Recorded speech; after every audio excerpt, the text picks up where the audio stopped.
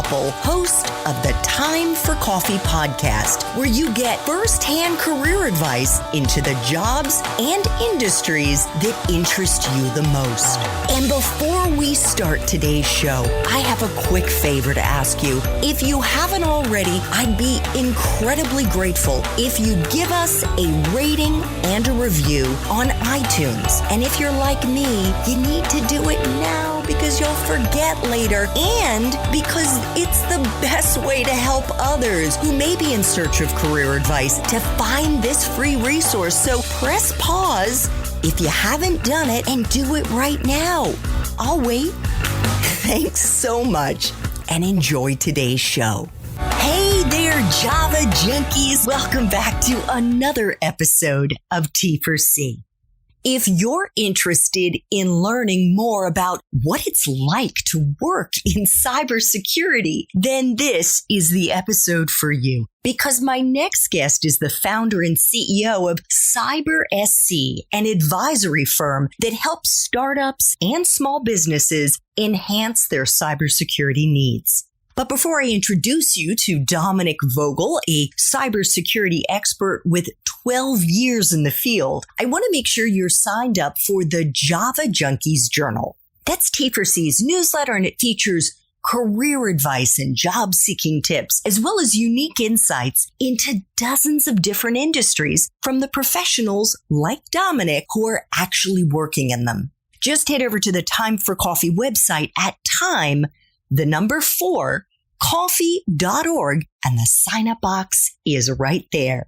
Now, my Java lovers, please grab your mug and take a chug of your favorite caffeinated beverage, because it's time for another caffeinated career conversation. And my guest is Dominic Vogel, founder and chief strategist at CyberSC, which has a proven track record within cybersecurity across a ton of industries, including financial services, logistics, transportation, healthcare, government, telecommunications, and critical infrastructure. CyberSC specializes in providing cybersecurity management and expertise to financial service companies and law firms. It also provides on-demand cybersecurity services that actually augment an organization's current capabilities in a way that is less costly and more effective than traditional advisory companies. Outside his day job, Dominic serves as an external cyber risk advisor to various boards of directors and C-suite executives. And last but not least, Dominic and his partner co-host a podcast that you may want to check out called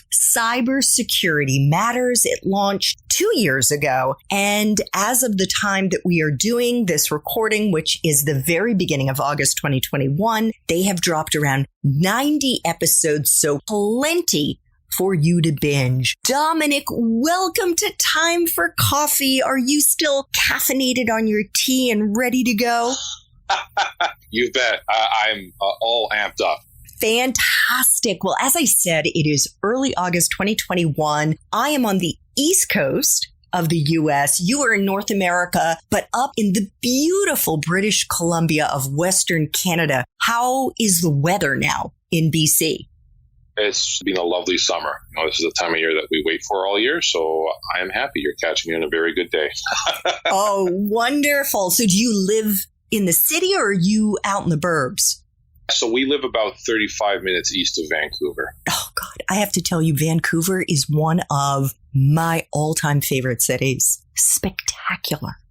I know I'm biased because I grew up here, but I'm very thankful to have grown up here and live here and have my kids grow up here. It is pretty special. It is. And especially if you're a skier, an outdoors lover. I had the great pleasure a while ago, unfortunately, but to take the train from Vancouver to Whistler to ski there for some spring skiing one year. And it was just beyond anything I had experienced before. That's a heck of a corridor trip there from Vancouver to Whistler. Probably among the most scenic drives out there. Yes. Well, let's leave the scenic outdoors and move into the world of cybersecurity that exists out there in the ether. And, you know, Dom, we hear so much about the importance of cybersecurity nowadays. And I, for one, I know it's hard to pick up the paper any day or look at it online without seeing a news report about cyber attacks. And I read on your company's website that cyber attacks are happening now at an unprecedented rate, and that there had been, you used the number 300% increase in cyber crime since the pandemic started in early 2020. How can that be? Really, where we're seeing cybercrime just continually evolve to the point where cybercrime has actually surpassed the drug trade as being the preferred crime of choice by criminal syndicate organizations right across the world. It's safer, it's more profitable, it's scalable, and they can commit these crimes anywhere in the world. It can be somewhere in the middle of some remote island in the Pacific, as long as they have an internet connection. So it's very much firmly given the rise, like I said, of cybercrime within the world right now. I think it very much speaks to the fact that we have, this has been something which has been 20, 25 years in the making to be at this point. Did the fact that millions of us went from working in an office, maybe where cybersecurity firewalls or whatever would be the case were more firmly in place, to working from home where maybe they were not, did that contribute to this rise? To a degree. I mean, now all of a sudden you have a very decentralized workforce, and we, especially with the concepts and paradigms like working from anywhere, we're going to see that happen more and more. So I think that has somewhat splintered, let's just say, the security ecosystem. Before, people were, lack of a better term, more moderately protected with more traditional security technologies and approaches. Now with these new paradigms, they're not necessarily as well protected. So I think that has helped fuel the rise and focus on cybercrime as well. Who are these cyber criminals? Are they the guy with the hoodie in the basement? Are they, and I should say who are the most prevalent cyber criminals? Is it the individual? Are they state actors? Are these like drug rings, that type of thing that maybe are outside the state? There are nation state actors at every state, whether that be on the quote unquote good side, whether that be the U.S., Western Europe, what have you. I mean, they are state actors as well, but even nefarious sides, whether that be Russia, Iran, North Korea, China, right? At the nation state level, they are investing in, I'd say, performing more along the lines of cyber espionage. It's not quite cyber crime.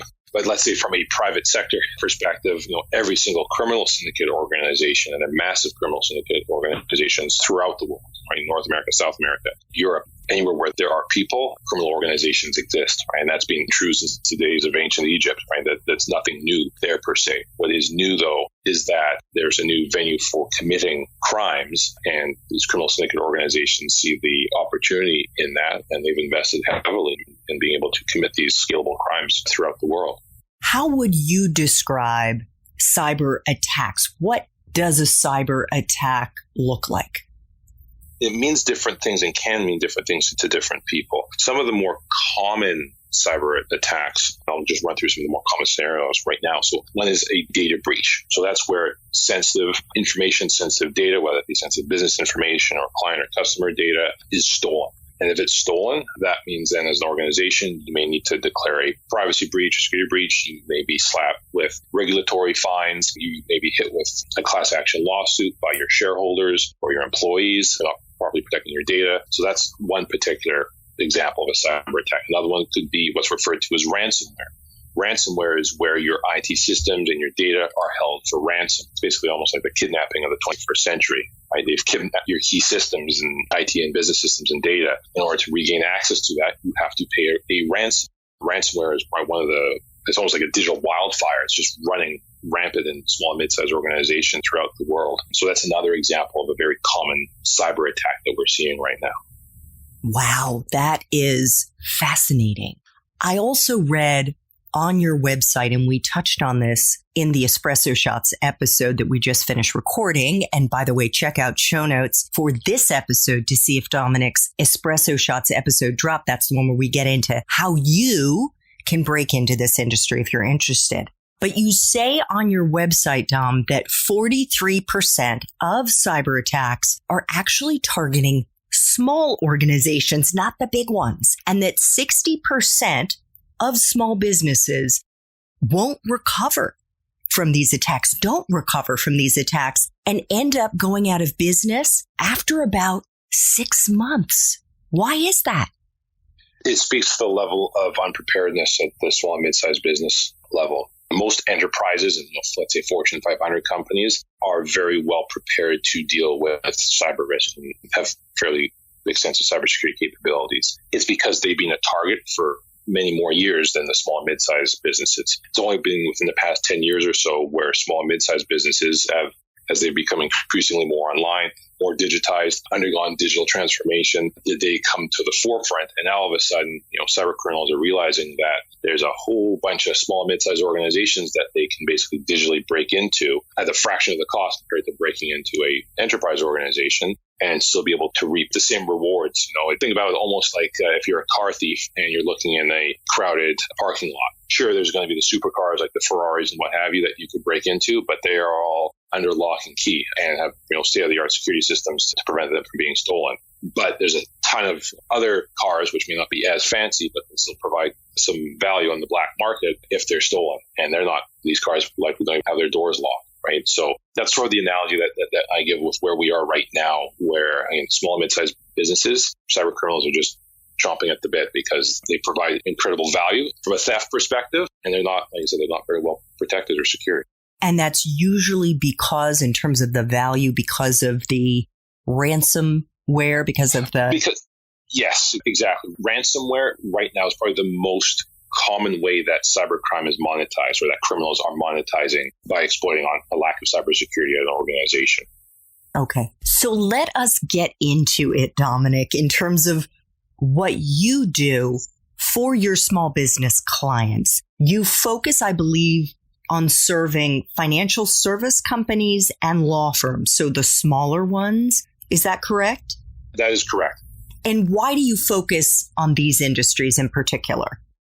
I'll preface that by saying those are the ones that we try to focus on, but we do a lot of work with the manufacturing sector, smaller municipalities and towns. We do a lot of work with other organizations as well. But the reason why we primarily still focus on smaller financial service organizations and law firms is that they tend to be at a higher level of awareness in terms of why they need to invest in cybersecurity. So we don't have to go through the same gauntlet of why should I bother investing in cybersecurity type banter. They're already at a state of somewhat enlightenment where they know it's a problem. They know they need to invest in it, but they don't have the internal resources or leadership in order to fulfill it. And that's where we come in. We bring our team of virtual security leaders and we develop cybersecurity programs for these organizations from the ground up. And like I said, we fulfill that internal leadership function for our clients. And by internal leadership, do you mean like a CIO, a chief information officer, or what would that be? What would the title be? Yeah, so it would be a chief information security officer. Got it. And that's actually a role. Our focus is on cybersecurity. Yes. And that's actually a role that you held in corporate. Yes. Yes, I did. And all the people that are on our team, they are all security leaders in their own respective fields. We have cybersecurity leaders who come from the retail space, from e-commerce, from healthcare, from multiple different industries. And so it's important that, and how we shape the company, that our people first and foremost are leaders. And that's where often we find where the gap is when it comes to cybersecurity. Organizations that think cybersecurity is an IT issue and try to solve the problem by just having their IT guys install a bunch of programs or hardware, that doesn't solve the risk function, right? It needs to be taken on from a leadership perspective, but it needs to be seen through a risk lens. Is have the right oversight and governance from the executives. It's not simply a matter of just saying, our IT guy deals with cybersecurity. That's a very dated mindset. Well, speaking of people, I found this next point that I read super surprising about vulnerabilities when it comes to cyber breaches. And that's the fact that it's usually the people who work at your company who are the biggest risk. Why is that? And how do you defend or shore up your defense against this vulnerability, Dominic? When we're looking at what's referred to, I guess, from the insider perspective, data breaches or security incidents can happen on sort of two different levels. There's someone who is what's referred to as a malicious insider. So that's where they're actively stealing data from their company and they're selling it on the underground market, or they're selling it to China or what have you. For the most part, that's fairly small percentage for organizations. And that's generally more common in organizations that have very valuable intellectual property. So not to dismiss it, but for most organizations, that's not really an issue. Where the biggest issue is what's referred to as an accidental insider. Right? So those are people who have a very low level of awareness when it comes to actually how dangerous the online world is. Right? These are people who will, no matter what email you send them, they'll click the attachment, they'll click the link. And by doing so, if it's a malicious link, they could now have accidentally exposed the entire network to ransomware, as an example. Or they may not think about sensitive data, and they may just be sending it out all over the place without really thinking about the ramifications. That's what we refer to as accidental insiders. And those are people who, because they don't really understand the true gravitas of the online world and the concept of cyber risk, that their actions accidentally expose that organization to increased cyber risk. Could you share perhaps one of the bigger cybersecurity breaches that you have personally helped a client, or maybe even one of the companies where you worked prior to going out on your own to manage and mitigate? One of the ones which always sticks in my mind, and this is giving a good example of an accidental cybersecurity incident, was I was at a financial institution where I used to work, and one of the developers who was working on the new online banking system wanted to have the ability to work on that code from home. And at the time, there was no remote access for any of the developers. They had to be in the office to do their work. And he would work long hours and he wanted to be at home, and rightly so. And rather than providing him with remote access, what happened was that he uploaded the entire source code to Dropbox. So now all of a sudden you had very, very sensitive data uploaded to a site like Dropbox. And here in BC, we have fairly strict privacy regulations, and something like that would draw the ire of our provincial privacy commissioner. All of a sudden, when we discovered that, we're like, oh, no, this is a significantly bad issue. So we had to go through a whole gauntlet of making sure that the data hadn't been improperly accessed, that it was properly removed from Dropbox, ended up just being like a privacy and data security nightmare. But I think the key thing in all of that, though, was that how IT, and by extension the cybersecurity team, it was their fault that this happened. A lot of people were saying, well, the developer should have known better. Well, if IT and security had listened to the business needs of the organization and actually seen that this was a legitimate use case, we should have been providing him remote access long ago. And that's something which I always remind our clients of, is that while it's certainly easy to wag the finger at an employee if they made a misstep, what's super important is that when these accidental insider threats happen or manifest, you need to do a thorough lessons learned. What's the true root cause? Because often the action of the employee is a symptom of a larger systemic problem which needs to be solved. Well, speaking of systemic problems, what would you say is one of the biggest mistakes that average people like me are making? I hope not on a daily basis, but it may well be with respect to cybersecurity or lack thereof. And what could I and our listeners do right now to better protect ourselves? The thing I always drum right now is to make use of what's referred to as two-factor or multi-factor authentication for any of your online tools and platforms that you use, whether that be your web-based email like Office 365 or Gmail, for your social media accounts, for LinkedIn, Facebook, Twitter, Instagram. Turn on multi-factor authentication. So in a nutshell, what that is it's your username and password, and then it's you also get tied an extra form of authentication, which could be a code that sends a one-time PIN to your email or to your text message. It could be tied to something which is called an authenticator app. Those are available with Google or Microsoft or other organizations. Why this is so important is that the username and password model is broken, right? Passwords, unfortunately, are a terrible way of securing things. It's a paradigm which came out in the 50s in terms of IT systems, and it's been broken probably since the mid-90s. But here we are all these years later, and we still are heavily reliant on them. Multi-factor authentication really helps to really properly secure your accounts, because if your password gets compromised, someone would still need physical access to your device, your smartphone as an example, in order to gain access to those applications. So all these applications make multi-factor authentication accessible, configurable, very easy and straightforward to do, but unfortunately they're not on by default. So I always tell people, for your email and your social media accounts, turn on multi-factor authentication. Probably one of the single most effective things you can do right now from a risk reduction perspective. I am going to do that as soon as I get off this interview. I promise you, Dominic. All right. So it's quite well known that despite the next to 0% unemployment rate for those who go into cybersecurity, and let me repeat that, the next to 0% unemployment rate, there is still a huge gender gap in cybersecurity. And I know that you support groups like the Canadian Women in Security Forum and have spoken on panels about this topic. Why, Dominic, do you think that more women are entering this field? And why do you think it's important for cybersecurity to have more women, to be more inviting for women and other minorities to enter the field? I put it this way, security is like any ecosystem, right? In order for any ecosystem to not just survive and thrive, it requires diversity. And this is diversity on all levels, right? Gender diversity, thought diversity, racial diversity, life experience diversity. Cybersecurity and IT by extension has always been unfortunately, a boys' club, right? It is predominantly still a very white male-driven culture. It is still a very, very misogynistic culture as well. Still a lot of sexism that happens in our industry, which is extremely, extremely disappointing given where we are right now.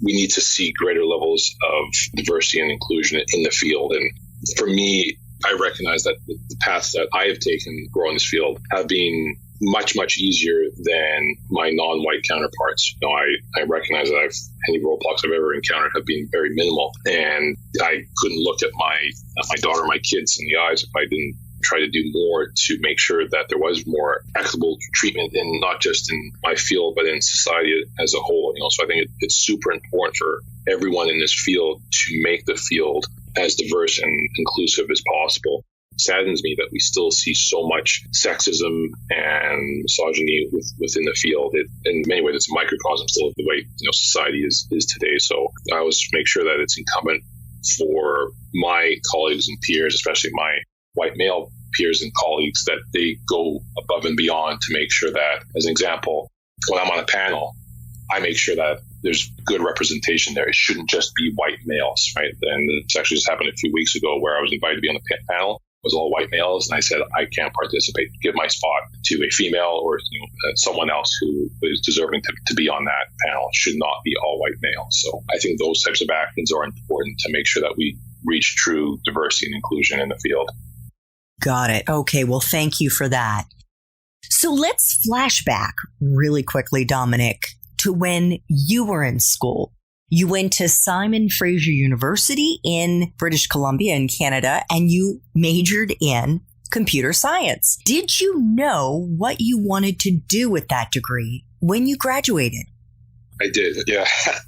My brief origin story is in the summer of grade 12, just before I went into university.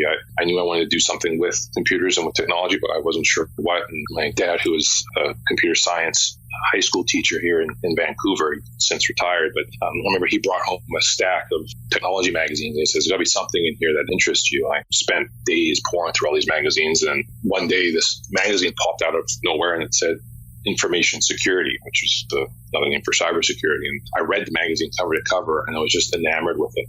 I thought it was absolutely fascinating. It wasn't just technical stuff. It was a blend of risk, communication, and analysis. I thought it was just absolutely fascinating. So I ended up doing a lot of self-learning on that field because cybersecurity was just not taught in my computer science degree. The word cybersecurity was mentioned once. It was me asking a question about it during my whole 4-year degree. So I did a lot of self-learning on it, and I knew I wanted to get in that field. And I held out for 6 months after I graduated to try and find a job in the field. And finally someone recognized my passion and took a chance on me, and I've been at it ever since. So before I ask you about that first job, I have to ask you, how did you do the self-learning? Where were you getting this information, and how were you teaching it to yourself?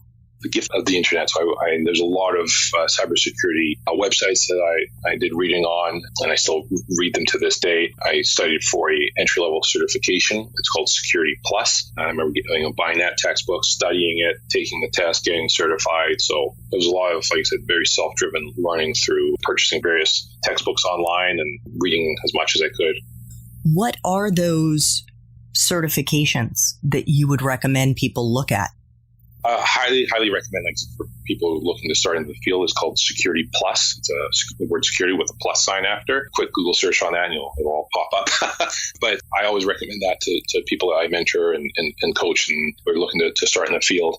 It provides such a great 10,000-foot view of all the domains that make up cybersecurity. So incredible breadth, and it really allows you to really understand, at least a fairly good level of depth, what those different disciplines and domains within cybersecurity are. So it's one of the best ways of exposing yourself to the field. Okay, and you mentioned there are websites that you looked at that you still look at today. What are those websites? Two of my favorites, and I find that they're really great because it does provide really great insight into the field. One of them is called darkreading.com, and the other one is called csoonline.com. That one provides a really great, especially if you're more of someone who's interested in the long-term leadership, maybe being a security director, chief information security officer. It has just fantastic daily reading there on cyber risk management.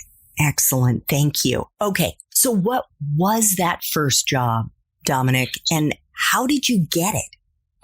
It was through my passion. I waited 6 months. I wanted to have a job in cybersecurity, and I interviewed at a place, and my passion shined through. I said how much I love the field, how much I wanted to work in it. I was willing to learn and to be taught. And the hiring manager, he said, you know what? I'll tell you what, Dom. He said, you're not the most qualified for this. He said, but by far, you're the most passionate who's interviewed. He said, I'm going to pay you peanuts, but I'd be really happy to have you on the team. And I said, yeah. Let me know where to sign up. And I'll never forget again the power of someone taking a chance on someone else, right? He saw that passion in me, and he allowed me to get into the field, and I wouldn't be where I am today without him, right? And then I recognize that all these years forward, that you can't just be evaluating people based on perceived talent or experience, right? When you take a chance on someone, you have the opportunity to truly change the world. And, it's something, like I said, is a life lesson, which I'll never forget. So was that BC Transmission? That was actually CHC Helicopter. BC Transmission was the work that I did while I was still in university. Okay, got it. Yeah, because you were a junior security analyst at BC Transmission, and then you mentioned CHC Helicopter. Yes. What is that firm? And you were hired as an IT security administrator. Correct. So it's a global logistics company. They provide a lot of helicopter services to both rescue services and oil fields throughout the world. So I was brought in to serve on their security team, and I was basically responsible for maintaining and working on a lot of their security systems throughout the world.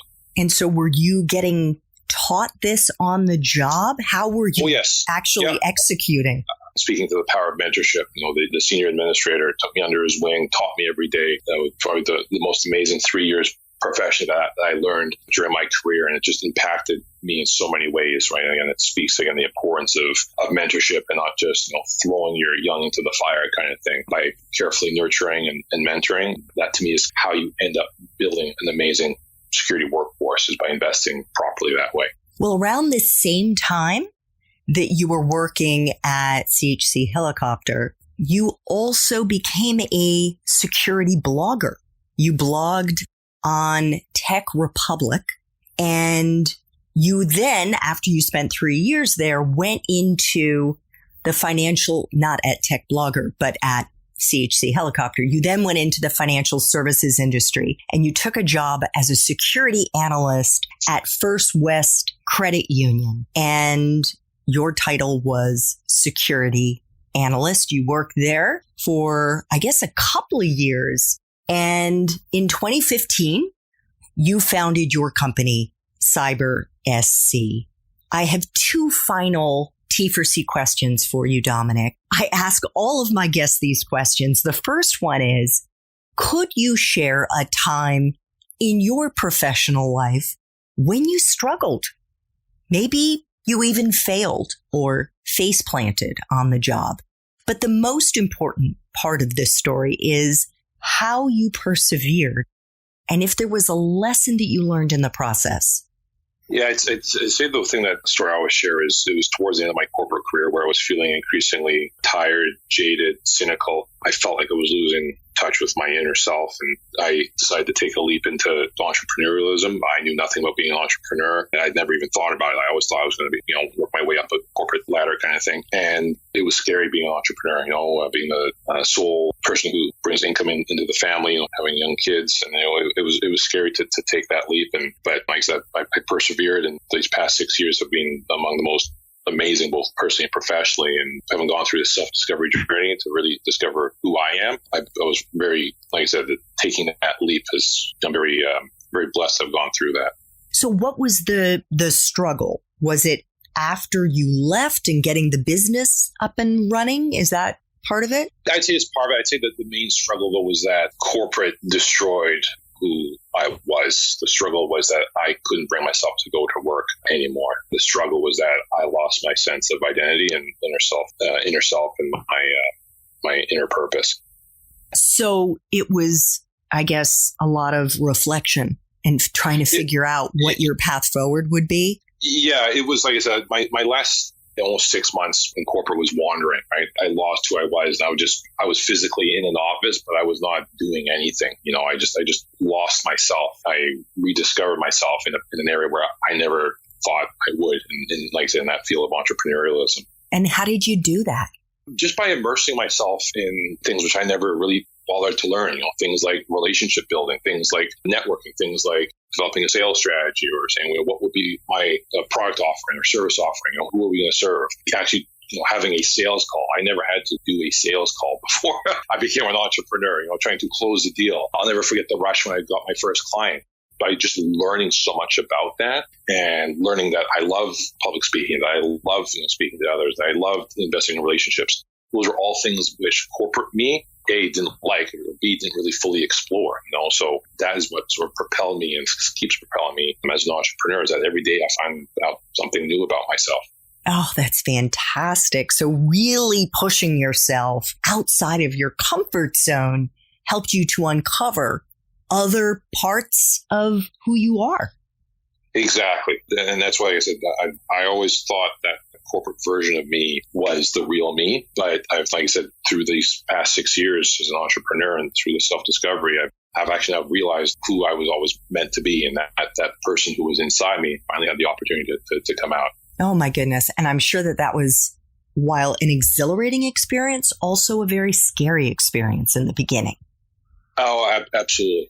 That first year was absolutely terrifying, not knowing where income was coming from. I was going to get a client. Those were heart-pounding days, but I look to where I am now and being in a spot now where we can actively choose who we engage as clients. Now I'm able to actually keep my promise to myself, where we won't bring on clients if they're jerks. If I don't feel their good, positive vibes from them, it feels good to say no, right? But as a first-year entrepreneur, anyone who expressed any interest, I just said, yes, yeah, we'll do the work, right? So it's been very fulfilling to get to that point. Oh, I'm sure. Congratulations. Final question. If you could go back to school, go back to Simon Fraser University and do it all over again, but based on the wisdom you have now, what advice would you give yourself, Dominic? I'd probably break that down. The first thing would be study more than just technical stuff. I wish I had taken more business courses. I wish I had learned more about understanding of sales processes and things of that nature. Maybe even taking some more psychology courses. That would have made me much more well-rounded earlier in my career, and I think would have propelled me much faster. So that's number one. The other one would be, and I know I mentioned this earlier, spend time investing in relationships. I always tell university students and college students I speak to now, start building your network now, right? Invest in relationships now. I didn't start investing in my network until I was probably 7 years into my career. If I started doing that from day one, I think I would be farther ahead than where we are now. I truly believe in the power of that. Dominic and his partner co-host the podcast Cybersecurity Matters. It launched in 2019. Tons of episodes to binge. If you are interested in cybersecurity, all aspects of it, that's what they dig into, friends. Dominic, I want to thank you so much for making time for coffee today with me and the T4C community. You have such a fascinating job and industry to work in, and I greatly appreciate you making the time to talk with us about it. Thank you so much for having me on your awesome show. I love the coffee theme. This is absolutely amazing. Thank you so much. Thanks so much for listening to this latest episode of T4C. And if you're interested In learning more about my coaching services for confused college students and recent grads, feel free to check out the Time for Coffee website under the coaching tab at time4coffee.org or text me at 202-236-5712. That's 202-236-5712.